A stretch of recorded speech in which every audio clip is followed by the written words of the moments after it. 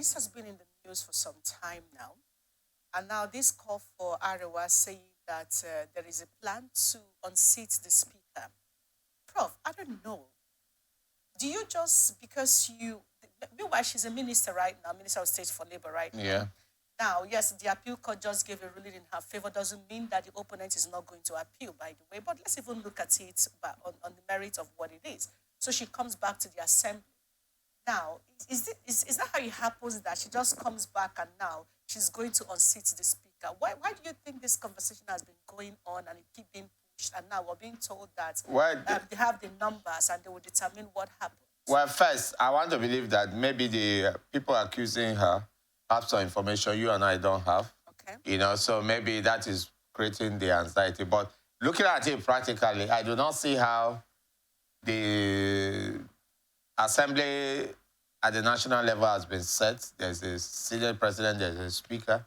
You cannot just be admitted into the house or back into the house, whichever expression you want to use, and you just suddenly create a coup which will enable you to become the speaker. I think it is far-fetched, it is trivial, and it shouldn't be taken too seriously because I believe that it's just a speculation.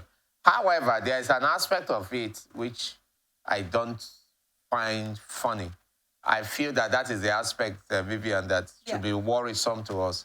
This idea of people saying, we will not allow our son to be removed. It's not his personal office. He can be removed tomorrow. And this is ridiculous. So wait, I'm asking a question. If this speaker was from another part of the country, because he's not from their own geographical location, does that mean it's not their son? I thought that when you serve Nigeria, you become the son of everybody in Nigeria, quote and unquote. So please, I think that rhetoric should be withdrawn forthwith by this nascent group. They call themselves a bunch of youths or whatever from the Northeast or wherever they say they are coming from. But the truth is that they are being very unpatriotic and they are trying to be divisive. They are trying to be regional and tribalistic in their sentiment. Anybody can occupy any position in Nigeria, including the minister, if her colleagues in the National Assembly, if eventually she goes back to the National Assembly, if they decide that, okay, we want, now that you have come back, we want you to be our speaker. Anybody.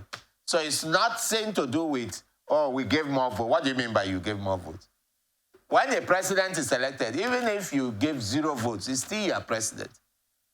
Even if you gave even 1 vote, he must treat you the same way he treats the people who gave him 1 billion votes. And, you know, unfortunately, because we are still very underdeveloped in our democratic culture and political thinking, sometimes even you hear people who have been elected say, oh, you didn't give me votes. So what? But everybody give you votes. So I think this rhetoric should stop. There are serious issues in this country, and let's face those serious issues.